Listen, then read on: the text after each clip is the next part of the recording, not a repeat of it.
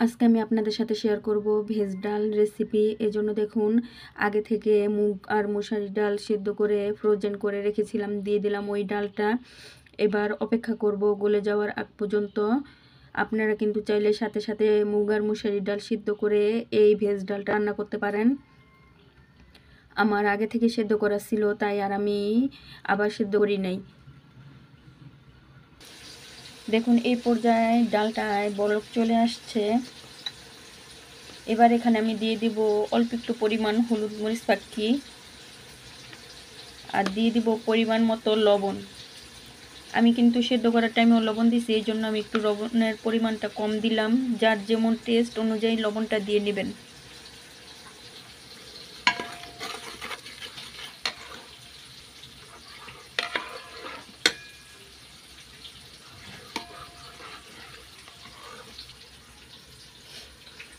এবার এখানে আমি দিয়ে দেব আগে থেকে কেটে রাখা টমেটো, গাজর আর সিমি মটর।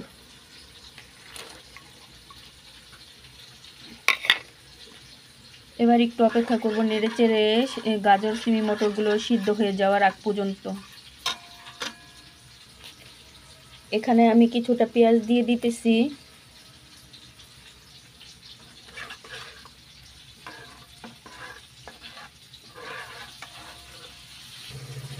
এই পর্যায়ে আমি 2-3টা কাঁচামরিচ দিতেছি।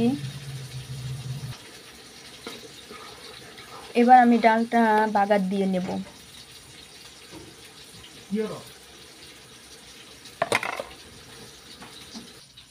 এবার আমি প্যানের মধ্যে দিয়ে দিলাম পর্যাপ্ত পরিমাণ তেল।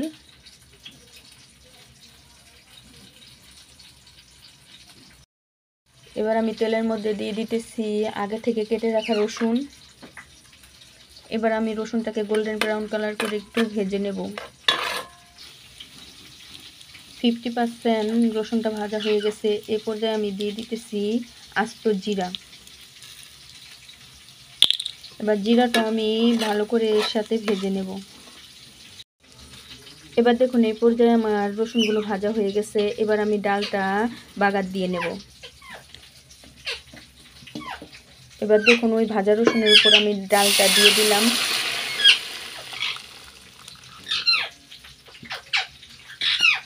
এই পর্যায়ে দেখুন ডালের কালারটা কতটা সুন্দর আসছে। জানি না ভিডিওতে কতটা সুন্দর দেখা যেতেছে, আসলে কিন্তু ডালের কালারটা অসম্ভব সুন্দর হয়েছে। আর এই ডালটা আপনারা বাসায় রান্না করে খেয়ে দেখবেন, আশা করি সবার কাছে খুব ভালো লাগবে। বাচ্চাদের রান্না করে খাওয়াবেন, যেমন হেলদি তেমন পুষ্টি স্বাস্থ্য। এই পর্যায়ে আমার ডালটা রান্না করে একদম শেষ। দেখুন এই পর্যায়ে আমি দিয়ে দিতেছি কিছুটা ধনিয়া পাতা। ধনিয়া পাতাটা দিয়ে আমি একটু নেড়ে চেড়ে কারি কুকারটা বন্ধ করে দেব। অনেক ধোঁয়া উঠতেছে, তাই ঘোলাটে ঘোলাটে দেখা যেতেছে।